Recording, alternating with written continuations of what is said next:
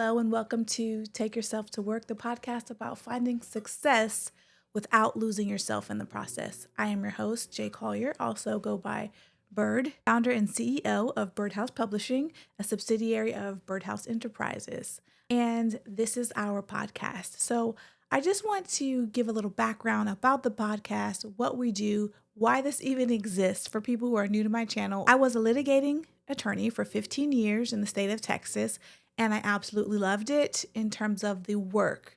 So I enjoyed trial. I loved voir dire or jury selection. I enjoyed getting to understand the players or the characters. So my clients, opposing counsel, the complaining party or the defending party. I really enjoyed the people part of litigating as it relates to the characters on the board. What I did not like about my 15 years in legal practice was the legal mask or the legal persona. So what I found, and there's a TED Talk available if you're interested in hearing more about my personal story, which is called Removing the Mask, the Power of Authenticity in a Masked World. But what I found during my 15 years as a litigating attorney is that there is an absolute, well-known, widely accepted legal persona, meaning there's a mask you have to put on, a certain way you're expected to behave and to dress and to talk. And it's taxing and it's stifling, honestly. And in some ways, it's just not part of my personality, my true personality. For one, you have to be a know-it-all. You have to pretend you've never made a mistake. It's very brusque. It's adversarial as a profession. And so that also seeps into the way that attorneys communicate with one another. And so you find yourself bluffing and posturing and sort of hurling thinly veiled insults all day. And it just started to rub against or grate against who I want to be and how I want to show up in the world. I just really didn't want to take on that persona every day. But there are many things I credit the legal profession for that I am good at that I would not have been had I not become a licensed attorney by trade. So one of those things, of course, is persuasive argument, persuasive writing, persuasive speech. That's something born of the legal profession, for me anyway. Also, certainly thriving and resilience under pressure. It is a high stakes, high pressure profession. If you cannot roll with the punches, if you cannot rally and very quickly get back on your feet, respond to arguments, respond to unanticipated new information, you really don't do well in the litigation sphere. And so again, another wonderful thing that came out of my trial practice and came out of my legal education. I say all that to say it wasn't all bad. Some of my closest friends I met either in pursuit of my law degree or in my legal roles. So I'm not saying the whole profession, just throw it away. But I am saying on that journey, I started really thinking about how I could be more of myself. How can I take the things that I'm good at, the things that I love, and merge it into a career that didn't make me exhausted from pretending to be meaner, nastier, more argumentative, more buttoned up than I really am. And I heard all the time when I was not in the courtroom or at my desk, you don't really act like a lawyer. And every time I heard it, I took it as a compliment. So I went on a journey of discovery. And part of that discovery journey was identifying what my personal mission was, or very frequently, sort of in the Eastern Asian conversations, my ikigai, right? So where is the intersection between what I'm good at, what I love, what I could be paid for, what the world needs, right? Where are those intersections that merge into a career? And so I went on this discovery journey and it took so many different twists and turns. The primary one is I realized I love helping people. And I really, really love helping people discover what they're good at and get really successful doing it. What that means for me is a few things. One, it took me into human resources or the HR world. That was actually kind of a no-brainer because the whole job of HR or people and culture, when you really get down into it, is to make sure that the employees are thriving, that they are engaged, that they feel like they are giving their best to the work, that you are optimizing their potential, and really getting the return on your investment of hiring all these wonderful, brilliant people. That was a natural progression. And certainly in my career, that also has a lot to do with belonging and inclusion, right? So that was one lane. I also had a dream as a young girl to be a writer. And so I started writing again. And after I published a few books, people began asking me over and over again, can you help me publish? I really want to publish. I haven't had anyone pick my book up. I don't know how to get it on the shelf. I've had this book written for 5 years and just don't understand the next steps. That led me to the publishing company. However, I am now branching out into other things as well. I do have a real estate brokerage. I see that in my mind as a side hustle, meaning I don't spend every day working that craft. If someone, and particularly for me, because I told you I love helping people, if someone is having difficulty getting into the American dream or getting into a home, I really go into hyperdrive. Those are my favorite types of clients, helping them find the right lender, the right property, and all of those moving pieces, title companies, and everything else that will pull together and help them get in a home, particularly if they're going through something difficult, a divorce, surviving a bankruptcy, losing a family member. I like to step into those types of situations because I feel like I'm not just helping someone buy a property, I'm helping them move their life forward. So again, I hope you're seeing the common thread. And that's what we talk about at Take Yourself to Work. Not just doing things, not even just doing things that make money, but doing things that pour back into you as you pour your gift out into the world. So, back to the podcast. Why does this exist? Well, the first thing I started doing when I really got to a point in my career that I felt like I was established and I had a lot to offer generations coming behind me that were pouring into the workplace was trying to pick up mentees. I even tried my hand at starting a Toastmasters club, but oh my gosh, that's harder than it sounds, right? But what I really wanted to do is provide every tip, trick, shortcut, lesson learned, gem of wisdom that I could to Gen Z, younger millennials, even Gen Alpha, who is fast rising through education system and will soon be on the market. I wanted to give them all of the things that I had to learn the hard way just through conversation. And I could not take on enough mentees to do that in a meaningful way.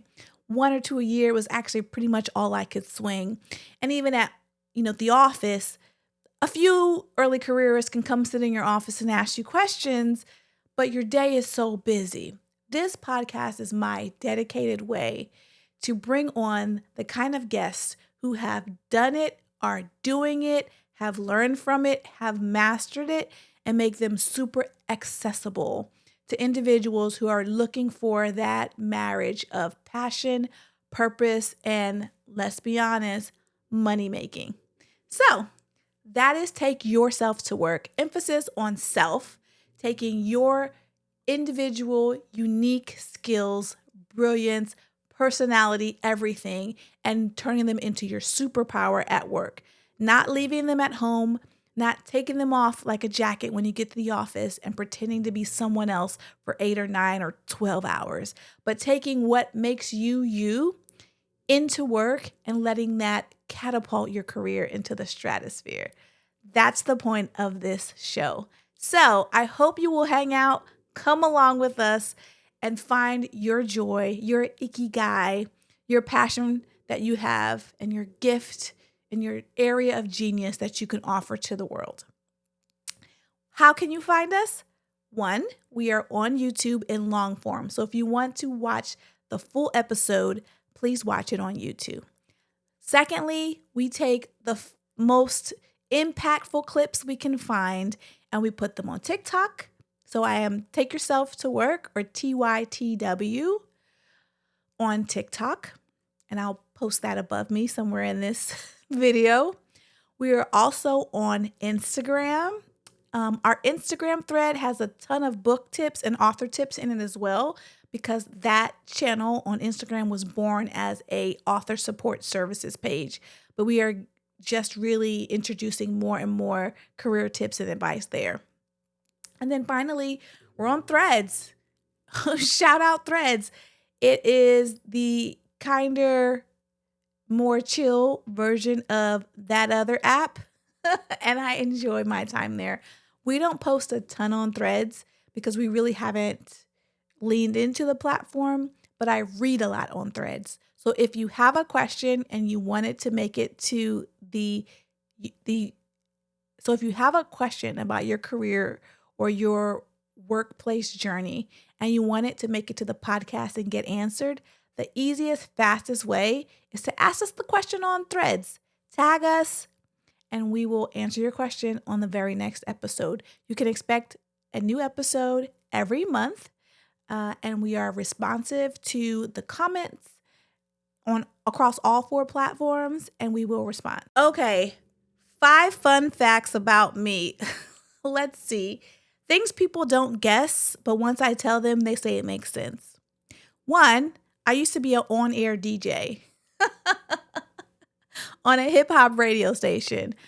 You know, the job is okay, but the hours are tough. I had the morning show, so waking up at 5 o'clock, just not my ministry.